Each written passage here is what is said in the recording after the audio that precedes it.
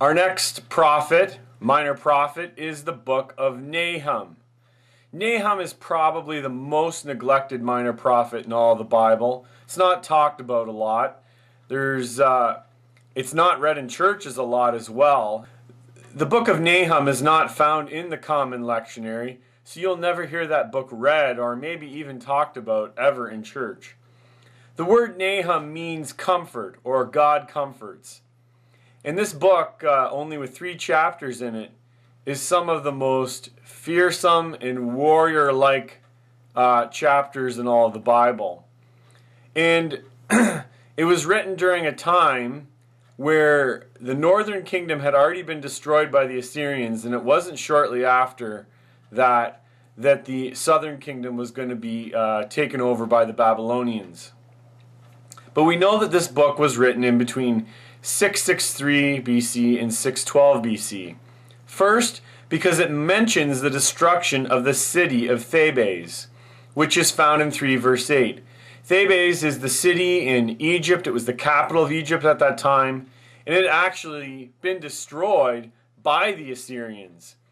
And what Nahum 3:8 says, what you did to Thebes, God is going to do to them.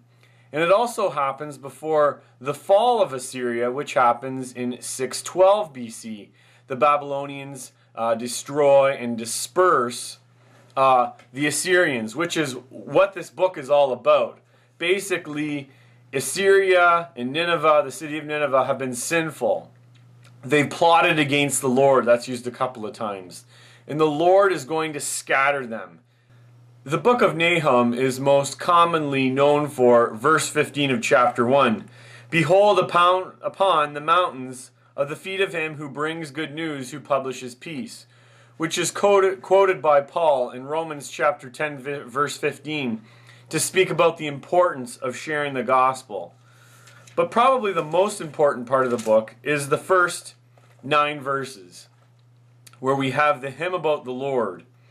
And what Nahum has done here is that each phrase starts with the Hebrew, the letter alphabet, and it goes down from Aleph all the way to Kaf, if you know your Hebrew alphabet.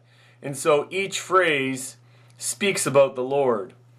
And the first thing that this hymn starts out with is that God is a jealous God. We see this first in Exodus 20, verse 5, where the whole reason why Israel is not to worship false gods and idols is because the Lord is a jealous God. Now, jealousy is something that our culture, even we were growing up as kids, is something that we always thought was bad. But in this case, this is the only time that jealousy is good. God is jealous of his glory. And he can be jealous, and it's right for him to be jealous, because he's the true God, and he alone is to be worshipped. The other thing I wanted to highlight from this hymn is how it speaks about the wrath of God. In fact, it says 3 times in verse 2, the Lord is vengeful. It also says he's wrathful in verse 2. This again is a picture that many people are uncomfortable with, a God who is a God of wrath. But in his character, in his purest sense, God is holy and hates sin. And how he shows his holiness and his hatred of sin is by pouring out his wrath upon sin.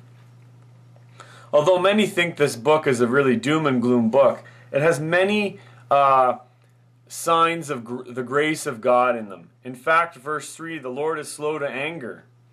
Also, in verse 6 of chapter 1, verse 7, the Lord is good, a stronghold in days of trouble.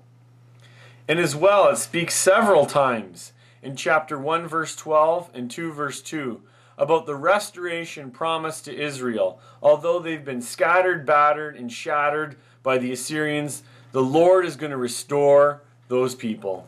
And so Nahum is in a book that we should be neglecting. We should be getting into all the books of the Bible. Amen.